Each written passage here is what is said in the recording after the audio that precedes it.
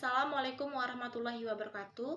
Perkenalkan, kami dari kelompok 2 Indralaya yang beranggotakan saya, Krista Reza Panduwinata, NIM 06101181924004 dari Universitas Sriwijaya. Selanjutnya teman saya. Perkenalkan, nama saya Yulisena Dwi Septiani dengan NIM 06101181924010 dari Pendidikan Kimia Universitas Sriwijaya. Dan saya Sertika Wulandari dengan NIM 061081924008 Universitas Sriwijaya. Tujuan pembelajaran pada hari ini adalah mahasiswa mampu menggambarkan struktur DNA.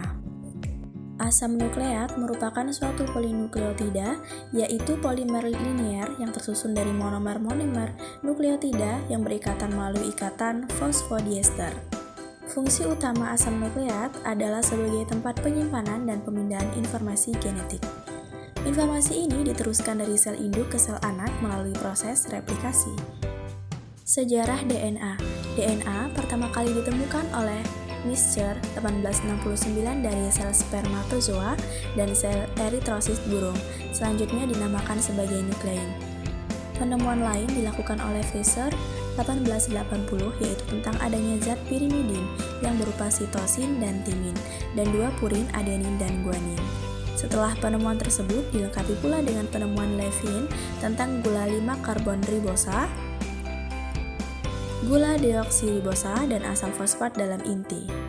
Pada tahun 1953, Francis Crick dan James Watson menemukan model molekul DNA sebagai suatu struktur heliks berantai ganda, atau yang lebih dikenal dengan heliks ganda. Watson-Crick DNA merupakan makromolekul polinukleotida yang tersusun atas polimer nukleotida yang berulang-ulang, tersusun rangkap membentuk DNA heliks ganda dan berpilin ke kanan. Setiap nukleotida terdiri dari 3 gugus molekul, yaitu gula 5-karbon deoksiribosa, basa nitrogen, dan gugus fosfat.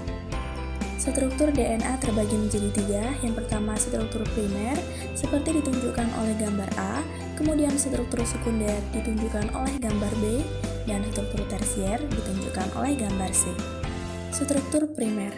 DNA tersusun dari monomer-monomer nukleotida. Setiap nukleotida terdiri dari satu basa nitrogen berupa senyawa purin atau pirimidin, satu gula pentosa berupa deodeokderibosa dan bentuk vironosa, dan satu molekul fosfat.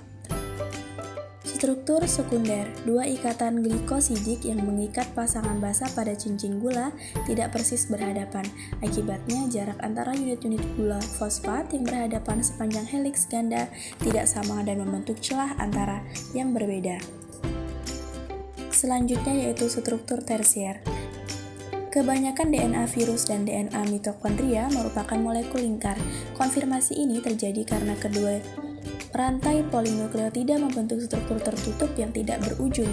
Molekul DNA lingkar tertutup yang diisolasi dari bakteri, virus, dan mitokondria seringkali terbentuk supercoil.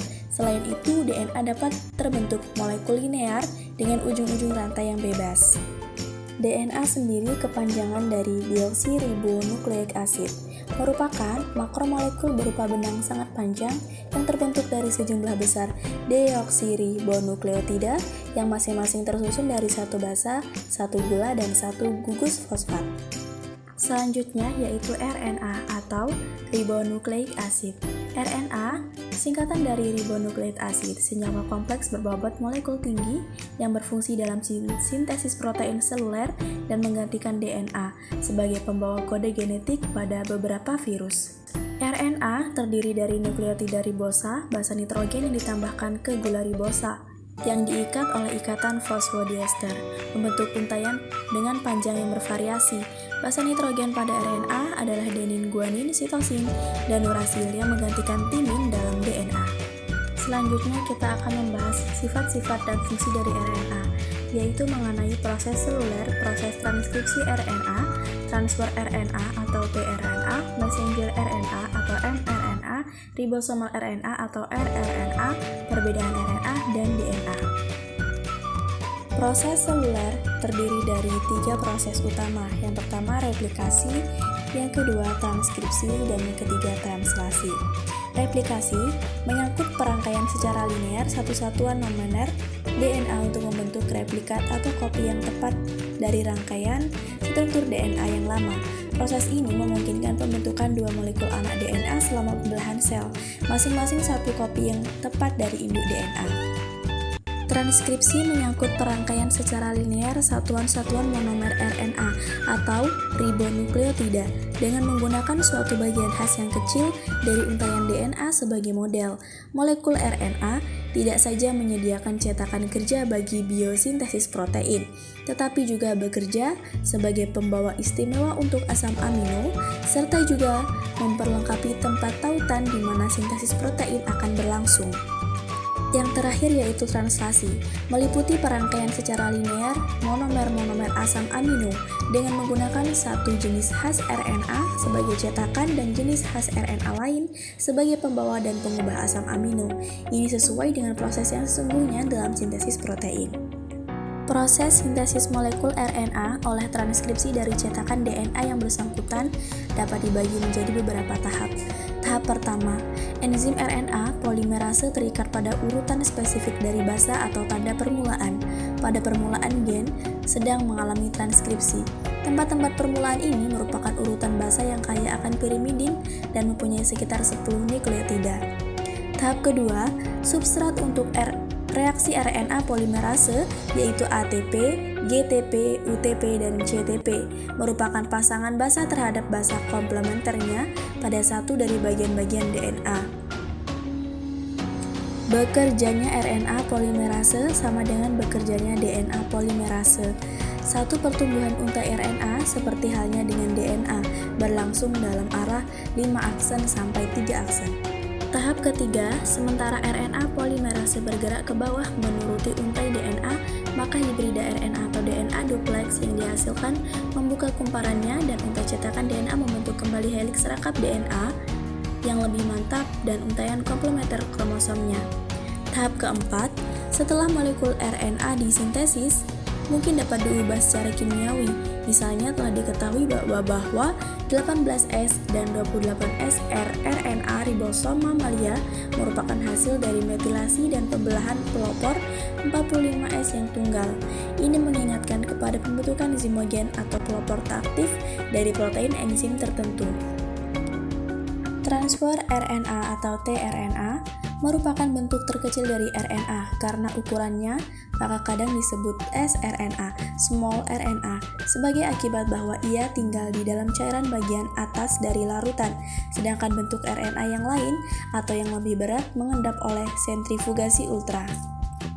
Messenger RNA atau mRNA ukurannya tergantung pada jumlah sisa asam amino dalam protein yang memerlukan molekul mRNA itu sebagai cetakan. Sintesis suatu protein yang mengandung sisa asam amino sebanyak 500 jelas harus diurus oleh molekul mRNA yang mempunyai sedikitnya 1500 atau 3 dikali 500 basa. Selanjutnya ialah ribosomal RNA atau rRNA. Sintesis protein terjadi di atas permukaan RNA protein kompleks yang dikenal sebagai ribosom. Seluruh fungsi ribosom adalah menjamin orientasi yang benar antara cetakan mRNA dan molekul-molekul amonosil tRNA yang sedang diikatkan kepada cetakan. Karena itu, ribosom secara khusus mengikat mRNA, aminosil, tRNA yang datang masuk, dan bagian dari rantai yang sedang tumbuh, semuanya pada orientasi stereo kimiawi yang betul. Perbedaan DNA dan RNA. Letak DNA di dalam inti sel, RNA di dalam inti sel, sitoplasma, dan ribosom. Bentuk DNA pita spiral ganda, RNA pita tunggal. Komponen gula pada DNA deoksiribosa, pada RNA ribosa. Ukuran DNA sangat panjang, ukuran RNA pendek. Basa nitrogen DNA purin adenin guanin pirimidin sitosin timin. Sedangkan pada RNA purin adenin guanin pirimidin sitosin urasil. Kadar pada DNA tidak dipengaruhi oleh kecepatan sintesis protein, sedangkan pada RNA berubah-ubah menurut kecepatan sintesis protein. Fungsinya pada DNA mengendalikan faktor keturunan dan sintesis protein, pada RNA untuk sintesis protein.